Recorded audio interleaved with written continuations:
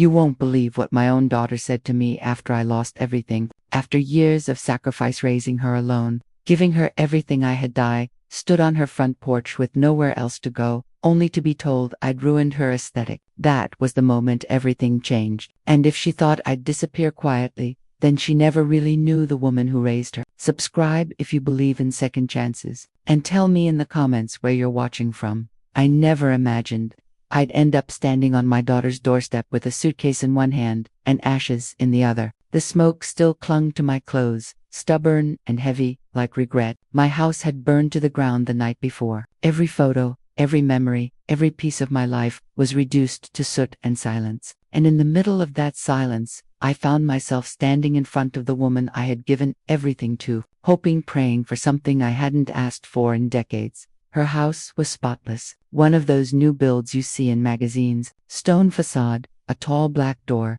potted plants arranged just right. It looked like a catalog cover. The porch light wrapped her in a golden glow when she opened the door. She was wearing a white cardigan over a silk blouse, not a hair out of place. She didn't ask why I was there. She didn't look at the suitcase or the soot on my coat. She didn't even flinch. She just looked me up and down like I was a mismatched cushion on her beige couch. Then she said it. "You can't stay here, Mom. You ruined the aesthetic."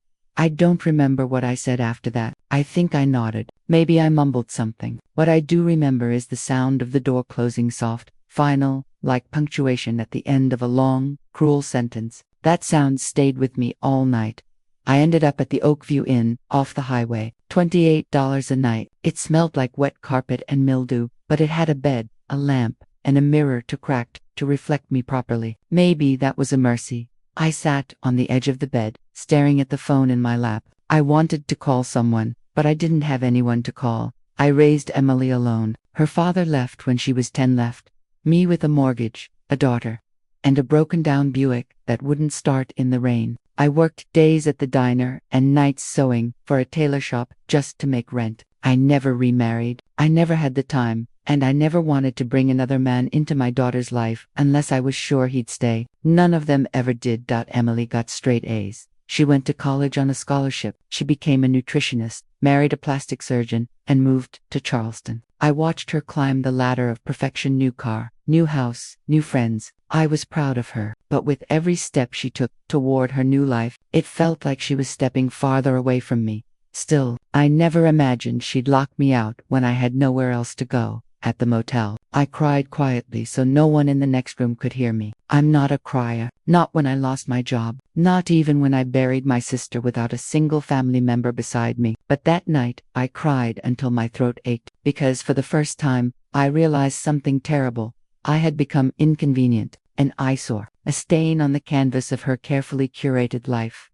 The next morning, I went for a long walk. I didn't know where I was going, but my feet carried me to an old neighborhood Oakwood Terrace where I'd raised Emily, in a 2-bedroom clapboard house with a chain-link fence and a backyard full of dandelions. I hadn't been back in years. That's where I saw Velma. She was sitting on her porch, shelling peas into a big metal bowl, just like she used to when we were younger. She squinted at me, then laughed so loud it sent the birds scattering. "Maggie Walker," she said, hopping off her rocker like she hadn't aged a day. "You look like you've seen a ghost." I didn't tell her everything right away, just that I was staying at the Oakview, that I needed some air, that I was figuring things out. Velma's eyes were sharp, and she didn't buy it. "You're not figuring things out, sugar," she said. "You're trying not to fall apart." We sat for hours. We talked about old times, about our daughters, about the years that had run off like wild horses. And then, like she always did, Velma cut straight through my silence with a single sentence. "You still have fight in you, Maggie," Velma had said. "You just forgot how to throw a punch." I didn't sleep that night. I lay on that motel bed and thought about everything I'd done for Emily, the years I gave up for her, the way I put her first every single day of her life. And now I wasn't even good enough to sit on her damn couch. At 3 a.m. I got up and opened the little black notebook I kept in my purse, the one where I'd written down every penny I ever saved, the one with all the numbers I never told anyone about. Stocks, old CDs, sewing money. I added it all up. I had just enough. Not enough for revenge, but enough for something better. 2 weeks later, I found the house. Big white columns, a wraparound porch, views of the marsh, It was listed as a Southern Belle's dream. Emily had once circled a picture of a similar house in a magazine when she was young and said, "One day, I'm going to live there." I bought it in cash. Then I took a picture, fresh white paint, manicured lawn, a red for sale sign, planted out front. I texted it to her with no caption, just the image. It took less than 5 minutes for her to call. "Mom," she said, her voice tight, "why did you send me a picture of that house?" "Because I bought it," I said. Silence. "It's yours," I added. "Or it could be, but I'm thinking of selling it." Her voice trembled. "Why? Why would you do that?" "Because, sweetheart," I said, calmer than I'd ever been in my life, "it fits your aesthetic." I hung up before she could answer. And for the first time in years, I smiled. What I didn't know then, what I couldn't have known, was that this wasn't just about a house. This was the beginning of something much bigger, something that would break us, and maybe, eventually, put us back together. But first, there were secrets waiting to be unearthed, and I was about to discover that Emily wasn't the only one who'd been hiding things all these years. She didn't call again that night. I half expected her to, maybe to scream, maybe to cry, maybe to tell me I was being dramatic. But silence settled in like fog over a cemetery, thick, cold, and full of everything people don't say. I stayed another night at the Oakview Inn. The mattress felt harder now, and the hum of the vending machine outside my door sounded louder than I remembered. I stared at the ceiling and let the stillness stretch. I wasn't rushing this. For once, I was the one in control. The next morning, I went back to the house, the one I bought. It sat on a hill, proud and wide, with a porch that begged for Sunday morning coffee and whispered gossip. I walked through it room by room. The hardwood floors creaked under my steps like they remembered their past. The air smelled of lemon polish and something deeper, older, like history waiting to be rewritten. The dining room held a crystal chandelier that caught the morning light and shattered it into tiny rainbows along the walls. I imagined Emily sitting at the head of the table, wine in hand, trying to impress her guests. I wondered if she'd ever see it as more than a photo on her phone. And then she showed up. I was in the sunroom, sipping cold coffee from a paper cup, when I heard tires crunch on the gravel driveway. I didn't move, I just waited. A minute or two later, the front door opened. She'd used the key I mailed her 2 days earlier, wrapped in a velvet pouch. "Mama," she called. Her voice was soft, uncertain. I stayed silent. She found me eventually, her heels clicking across the wooden floor like gunshots. She looked like she hadn't slept, eyes puffy, hair frizzed at the edges, not her usual polished self. "You really bought this?" she asked, eyes darting around the room like it might disappear if she blinked too hard. I nodded. "Why?" I leaned back in the wicker chair. "Because you said I ruined your aesthetic. I figured I'd find one that suited you better." Her face crumpled for just a second to flicker. Then the wall went back up. She straightened her shoulders. "This isn't funny, Mom. I'm not laughing. You sent me a picture of a house you knew I'd love, then put a for sale sign on it. I thought you liked signs." She blinked. "Is this revenge?" "No," I said. "It's a mirror." We sat in silence for a long time. Finally, she whispered, "You don't understand how things are now. My world," she said quietly, "it's curated, structured, everything has a place, a look, a standard." She hesitated. "And you don't fit into that." She swallowed. "You're unpredictable. You say things, you don't think about how they sound. You don't try to blend in." I stared at her. "I didn't raise you to blend in," I said. "I raised you to stand tall." She looked away. "Is that why you've been rewriting things?" I asked, my voice low. Her head snapped back toward me. "What are you talking about? You tell people your father left and never looked back," I said. "But that's not the truth, is it?" Her mouth opened slightly, but no words came out. I stood up and walked to the drawer I'd filled earlier with the contents of a dusty box salvaged from my old house. I pulled out an envelope worn, creased at the corners, and handed it to her. She hesitated, then took it. Her fingers trembled as she unfolded the letter. It was from her father, dated 8 years after he left. He'd tried to come back, begged for forgiveness, said he'd found God, found purpose, found the strength to be a better man. He wrote that he'd visited twice but hadn't been allowed through the door. Her lips moved as she read. Then her knees buckled, and she sank onto the couch. I told him to leave," she whispered, more to herself than to me. "He called," I answered. "He said he wanted to see us. I told him we didn't need him. I was 16. I thought I was protecting you." I sat beside her, my heart pounding. I was angry. she said through tears. You worked so hard. He left you with everything. I wanted to punish him. And so you erased him, I said. Tears filled her eyes. I never told you. I didn't think you'd forgive me. I reached for her hand. She flinched at first, then let me hold it. There's more than one way to ruin a home, Emily, I said softly. Sometimes it's not fire. Sometimes it's silence. We sat there for a long time, the weight of years pressing down on both of us. I don't deserve this house, she said finally. That's not for me to decide. She looked at me. What if I wanted to earn it? I didn't answer right away. I just looked out the window at the garden, overgrown with wildflowers. Life pushing through the cracks. Then we'd have to start again, I said, and it won't be easy. I don't want easy, she said, her voice breaking. I want you back. Something in me softened, but another part of me, the part that remembered the cold porch light and her perfect cardigan held firm. Then don't say it, I whispered. Show it. She nodded. And just like that, the first brick in the wall between us cracked. But as I would soon learn, the house wasn't the only thing full of secrets. There was one more envelope in that box. It was yellowed, sealed with brittle tape, buried at the very bottom. I hadn't noticed it until the day after Emily left the house in tears, promising to try. Funny how a single piece of paper can wait patiently for decades, never moving, never aging until the exact moment it's meant to break you wide open. I stared at it for a long time, sitting at the small breakfast nook where the morning sun hit just right. Outside, the wind tugged gently at the for sale sign I hadn't bothered to take down yet. Maybe part of me wanted it there a little longer, like a challenge, like a dare. When I finally opened the envelope, the handwriting nearly stopped my heart. It was his, Daniel's. I hadn't seen his handwriting in over 30 years, but I would have known it anywhere. Sharp, slanted, hurried, like he was always halfway out the door.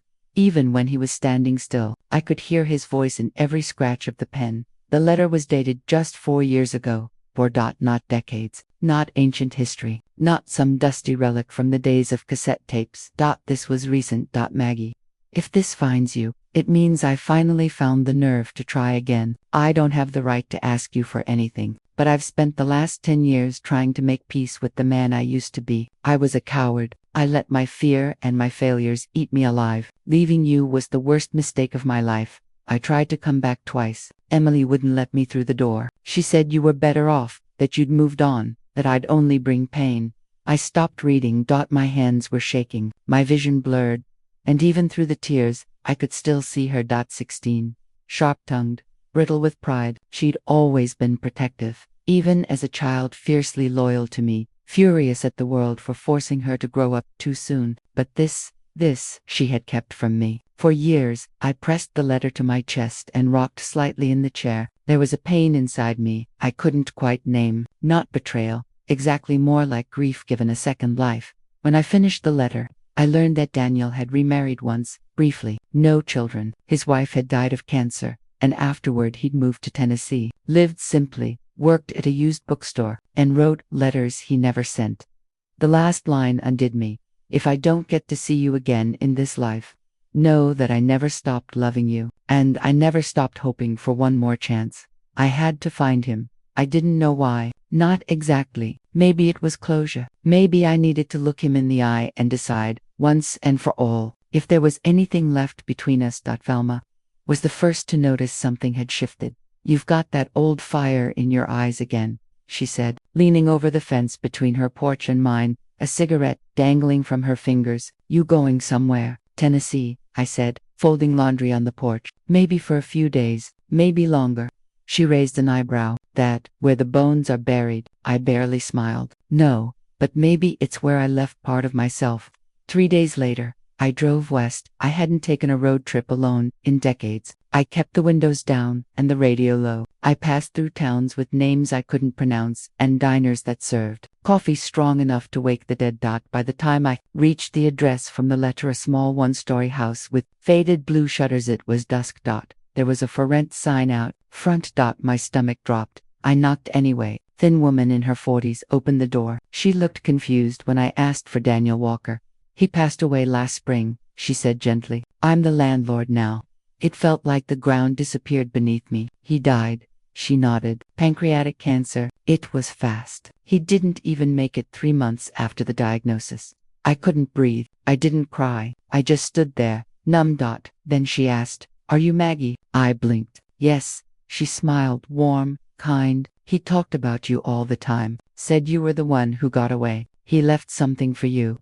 She led me inside. Thought the house smelled like old books and lemon oil. On a shelf near the window sat a small wooden box, carved with tiny birds. Inside were photos of me and Emily from years ago, a pressed flower from our wedding, and another letter. This one was shorter. "You were my lighthouse, even when I drifted. I hope you found happiness. I hope you knew, deep down, that I always loved you. And if there's still a chance, wherever I am, I'll be waiting."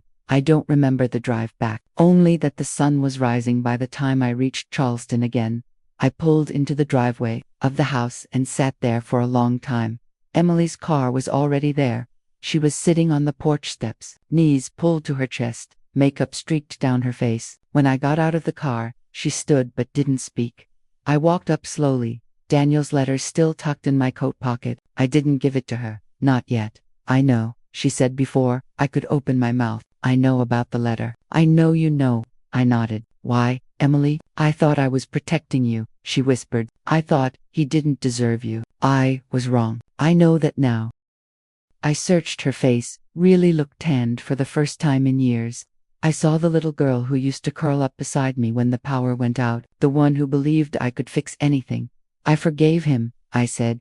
She broke down, a sob tearing out of her. "Can you forgive me?" I didn't answer. "Not yet. Because real forgiveness isn't a lightning bolt. It's a slow rain. It takes time. And I needed her to feel it, earn it, carry it the way I once carried her. The truth was out now, but the story was far from over. Redemption isn't given, it's built.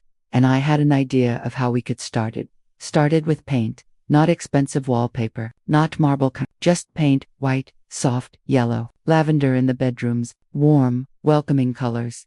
Emily rolled the first coat onto the living room wall, her self-hair tied up in a messy knot, sleeves rolled back. Her designer nails were chipped by the end of the first day, and she didn't even notice she was trying. I could feel it in the way she moved through the house, not as its future owner, but as someone relearning what it meant to belong somewhere. The mansion once a symbol of perfection.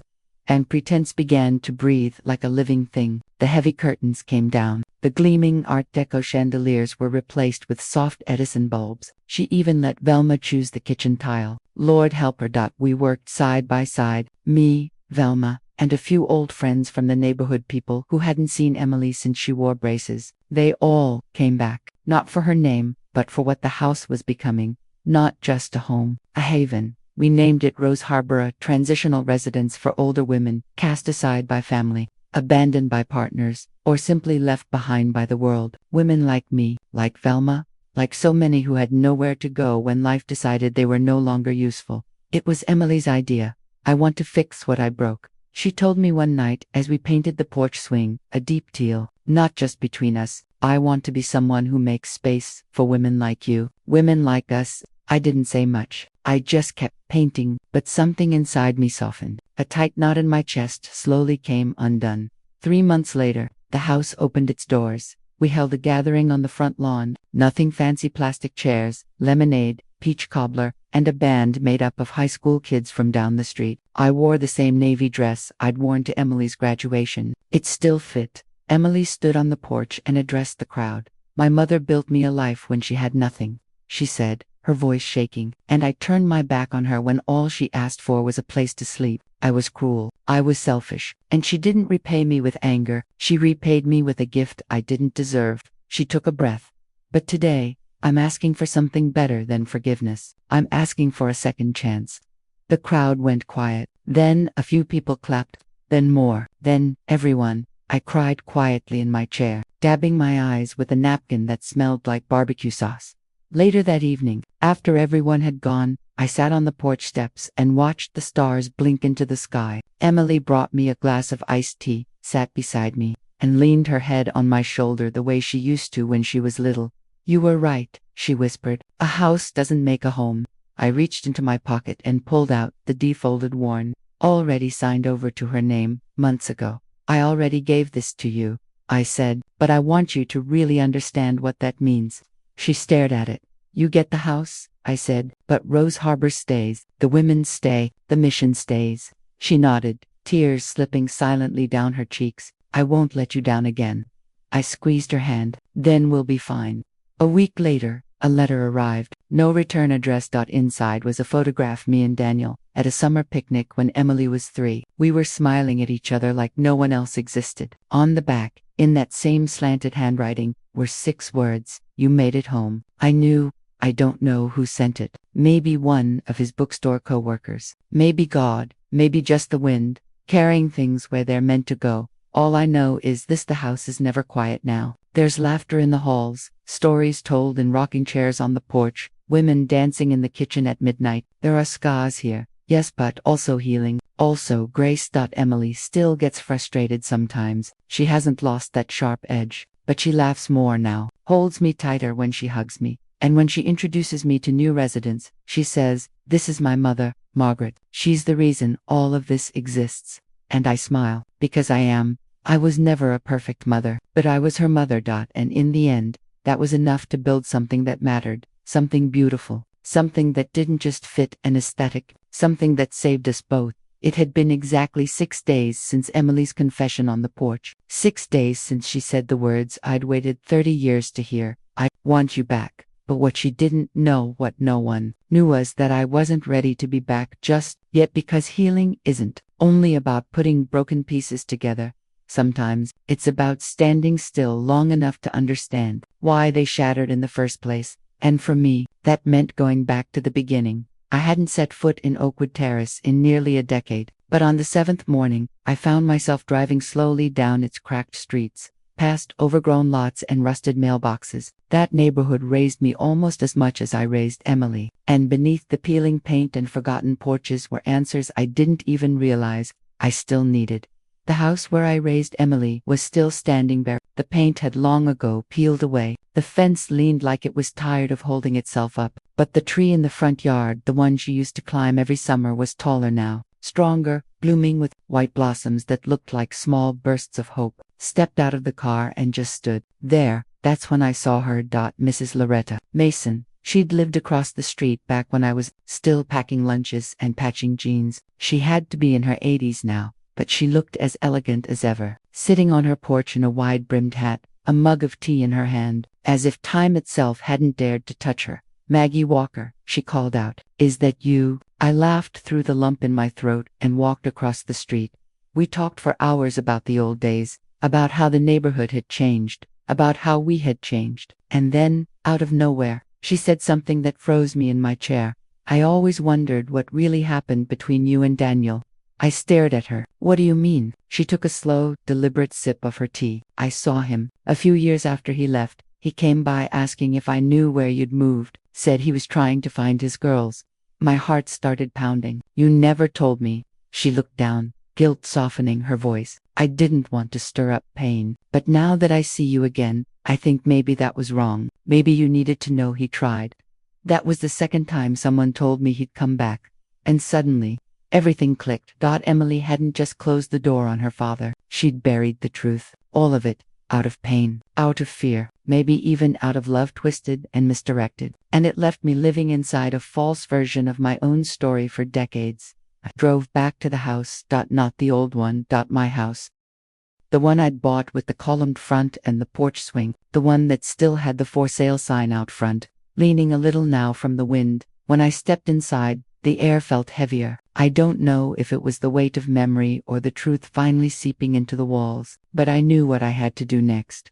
I went up to the attic. Not many people knew it was there, not even Emily. It was hidden behind a narrow door at the back of the upstairs hallway. The space was unfinished and dusty, with exposed beams overhead and the faint smell of cedar and thyme. That's where I found the box. I hadn't opened it since the week after the fire, the one that burned down my rental and pushed me onto Emily's porch in the first place. It had survived because it was in the trunk of my car, packed with a few things I never unpacked. I'd quietly stashed it here when I moved the rest of my belongings in. Inside were photos, letters, receipts, and a folded piece of notebook paper, torn at the edges.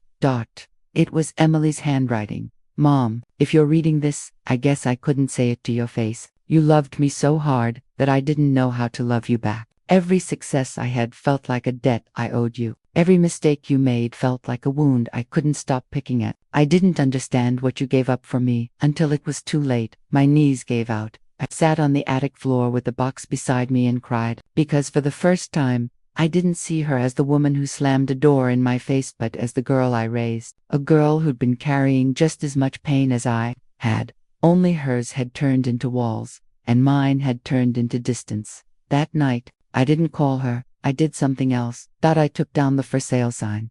The next morning, I went to a lawyer. I signed the deed over to Emily's name, not just as a house, but as a responsibility. It came with one condition. The home had to become a non-profit residence for older women who'd been displaced, rejected, or left with nowhere else to go. It wasn't a trap, it was a lifeline. I mailed the papers to Emily with a note that read, "Your aesthetic doesn't define your worth, but maybe now it can help rebuild someone else's." The next day, I heard a knock at the door.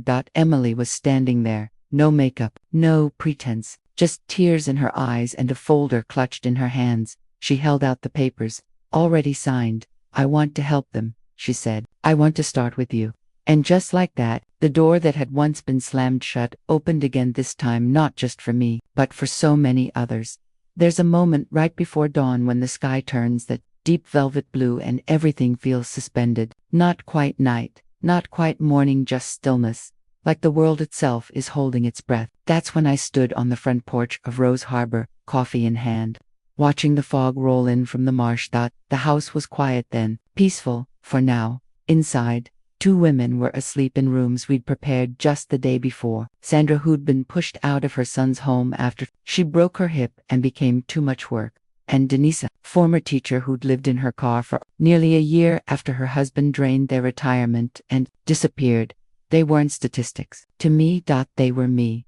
And they were the first. Emily took the papers and ran with them. She hired a nonprofit consultant, reached out to city leaders, met with social workers. She even set up a small fund to cover initial living expenses. Every decision, every plan, she brought to me first. "Does this feel right, Mama?" she'd ask. I never thought I'd hear her say that again. Between meetings, she cleaned rooms, painted furniture, even drove the old church van across town to pick up donations. And every day, she asked me questions, real ones, not the polite, hollow kind people use to fill silence, but questions that carried weight. What did you dream about before you had me? Did you ever want to just run away? Did I make you happy? That last one stole my breath. I looked her straight in the eye and said, "You were the best and hardest thing that ever happened to me." She didn't flinch. She just nodded. That's when I knew she was changing. And maybe I was too, but the past wasn't done with us. Not yet. 3 weeks after Rose Harbor officially opened, I got a call from a number I didn't recognize. Nashville area code. My stomach dropped. The voice on the other end was soft, unsteady. "Is this Margaret Walker?" "Yes, I'm so sorry to call like this. I'm Daniel's nurse. I cared for him before he passed. He asked me to reach out if we ever found your number." I sat down slowly, my heart pounding. "He spoke about you every day," she said, "but there's something else. He left something behind for you, something private." 2 days later, a package arrived at Rose Harbor. Small, wrapped in brown paper. Inside was a leather journal, age-worn, the spine nearly coming apart. On the first page, written in bold, familiar script, "To the woman who carried me in her heart." Even when I was too lost to return, I didn't open it right away. I waited until nightfall, until the house was quiet, the tea was hot, and the lights were low. Emily sat across from me on the floor, cross-legged, waiting. Together, we read every word, his regrets, his memories, the moment he decided to leave, the moments he tried to come back, the letters he never sent, the night he stood outside Emily's high school graduation, hidden in the shadows, watching from a distance because he didn't know if he deserved to be there. He had seen us. He had never stopped seeing us. At the very end, he wrote, "If this journal finds its way to you, it means I finally got something right. Tell Emily I never stopped loving her. Tell her I forgave her. Tell her I understand." Emily pressed her forehead to the pages and wept, not like a child, not like a woman breaking apart, but like someone finally set free. We buried the journal beneath the magnolia tree out back, beside a bench we'd painted soft blue. We didn't mark the spot. We didn't need to. Time passed. More women came, each with a story, each carrying bags heavier than anything leather or canvas could ever hold. And every time one of them said, "I didn't think anyone would take me in," I felt something inside my chest expand. That Emily became their advocate. I became their storyteller. And together, we became something neither of us had ever truly known.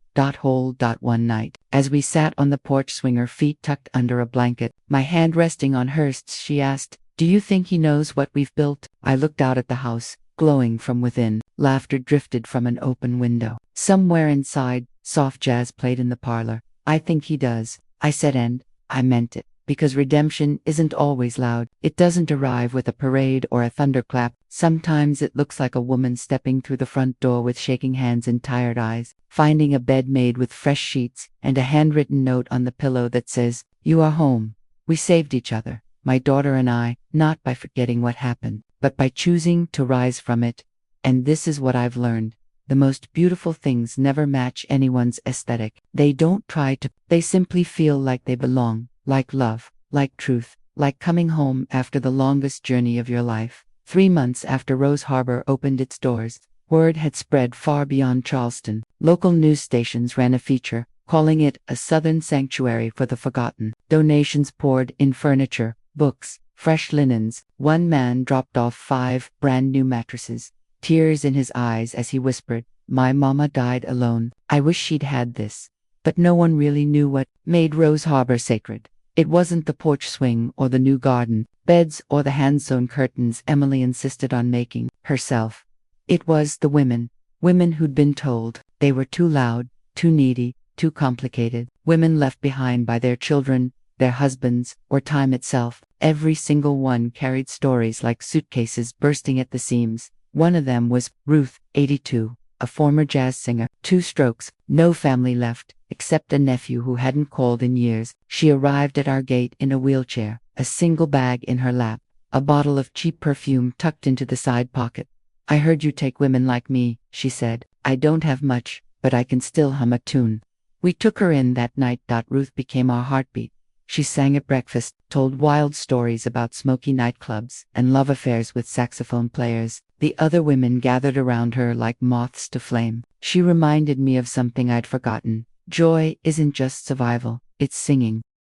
Emily adored her. Every Thursday night, she sat with Ruth, brushing her hair, listening to the same stories again and again, ever interrupting, never rushing. I watched them from the hallway, and sometimes, just sometimes, I saw the daughter I'd always hoped she'd become. But not every moment was easy. One night, Ruth collapsed in the hallway. Her breathing went shallow. Her eyes rolled back. Emily froze. I didn't. I knelt beside her, called for help, held her hand until the ambulance came. As they wheeled her out, she looked at me through glassy eyes and whispered, "Don't let me go," in silence. I didn't sleep that night. Neither did Emily. We sat in the kitchen the way we used to when she was a child with nightmares, both of us gripping steaming mugs we never drank from. "She's dying," Emily said, her voice hollow. "She's living," I corrected gently, "right now. And until her last breath, we treat her like she matters." Emily stared at me, eyes wide and wounded. "I was so scared," she whispered. "She looked like you." That's when I realized this wasn't just about Ruth, or the house, or even Daniel. That this was about the fear my daughter had carried for decades, the fear that one day I'd vanish, and she'd be left with nothing but guilt and regret. That fear had made her cruel once. Now, it was making her brave. Ruth made it through that night, and the next. She came home 5 days later, with an oxygen tank, and a playlist of Ella Fitzgerald songs we played every afternoon. She was weaker, quieter, but still Ruth. On her final morning, she asked for one thing: "Let me go out singing."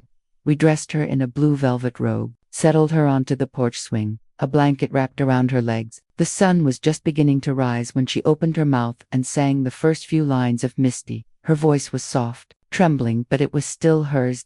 By the last note, she was gone. Emily held her hand the entire time. We buried her ashes in the garden, beneath the rosebush we'd planted in her honor. Each woman placed a flower on the soil. Emily read a poem she'd written by hand, and I wept openly, not just for Ruth, but for all of us who had ever been told we were too much or not enough. That night, Emily crawled into my bed the way she used to when she was 5. No words, just tears, silence, and that deep, aching kind of love that has nowhere else to go. I held her until she fell asleep. The next morning, I found her in the sunroom, coffee in hand, staring out the window. "I want to write about this place," she said. "The stories, the women, everything." I smiled. "Then start with your own." She turned to me. "You think anyone would want to hear it?" I leaned in and kissed her forehead. "Emily Walker," I said, "your story is the one that built this house." And I meant it, because in the end, it wasn't vengeance that made me whole. It wasn't the house. It wasn't the letter. It was her choosing to become a woman who didn't just apologize, but changed.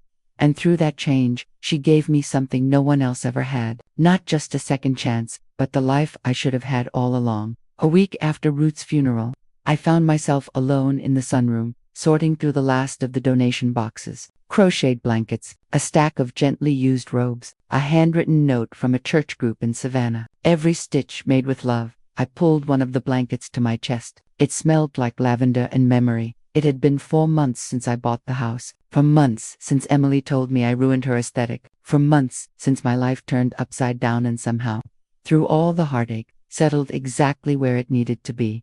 Peace is funny that way. It doesn't arrive with fireworks or fanfare. It shows up quietly, in the moments you least expect. Like when Velma barged in, waving a newspaper in the air.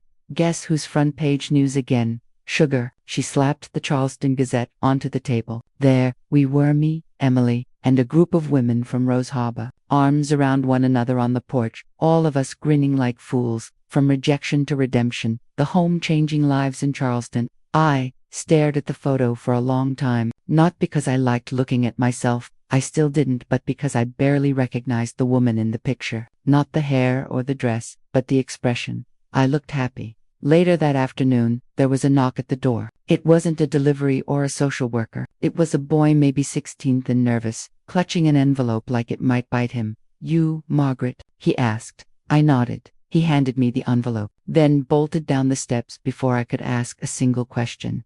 Inside was a letter, handwritten in careful script. "Mrs. Walker, you don't know me, but I knew your husband. Daniel worked with my mother at the bookstore. He used to talk about you a lot, said you were the strongest woman he ever met. He gave me this letter months before he passed and told me to deliver it when the time felt right. I didn't understand what he meant until I saw the news article about Rose Harbor. Now I know. I hope this gives you peace." I sat down slowly, my fingers trembling as I unfolded the paper. Daniel's handwriting was messier this time, weaker. But it was his.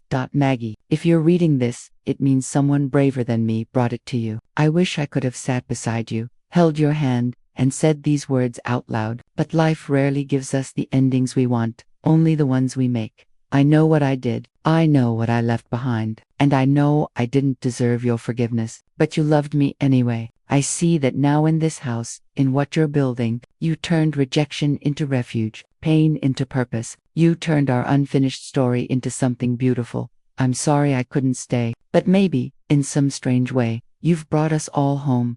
Always yours, D. I pressed the letter to my chest and cried, not the kind of tears that break you, but the kind that finally let you breathe. That night, I called Emily outside. The moon was high. The air smelled like gardenia. I handed her the letter. She read it in silence, one hand covering her mouth. When she finished, she leaned her head against my shoulder the way she had when she was little. "I wish I'd known him better," she whispered. "You still can," I said. "Through this, through us." We sat there until the stars faded into morning, and that's when I knew we'd made it through. Not by erasing what hurt, not by pretending it never happened, but by carrying it with grace, with grit, and with the unshakable belief that it's never too late to make something good out of what's been broken. Rose Harbor still stands, women still arrive, bags in hand, eyes wide with fear and hope, and every time I greet them at the door with a smile and say, "Welcome home," because I've learned the truth. Redemption doesn't knock sometimes. You have to build the house yourself and leave the door open.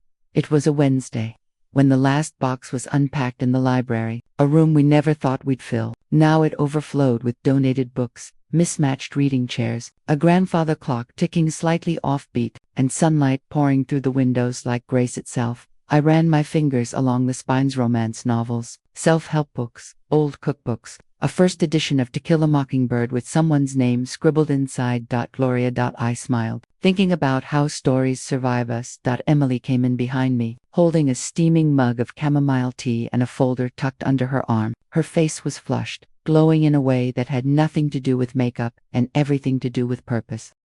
She handed me the folder. Inside were the final approval documents from the state. Rose Harbor Inc., certified transitional living nonprofit. It's official now, she said, biting her lip to keep herself together. We're real. I took the papers in my hands and nodded slowly. You were always real, I whispered. You just had to remember. We spent the afternoon hanging photos in the hallway, portraits of the women who had stayed with us. Each frame had their name etched beneath it, not just to honor them, but to see them as people, as stories, as proof that second chances can grow roots. Velma joined us, carrying a tray of lemon bars and her usual sass. Y'all gonna cry every time someone hangs a picture, she teased. Probably, I said, grinning. Good, she replied. Means you haven't turned into stone statues just yet. Later that evening, I stood in front of the mirror in my bedroom, not fixing my hair, not adjusting my clothes, just looking, really looking. And for the first time in decades, I didn't see a woman who had been rejected, left behind, or forgotten. I saw someone whole.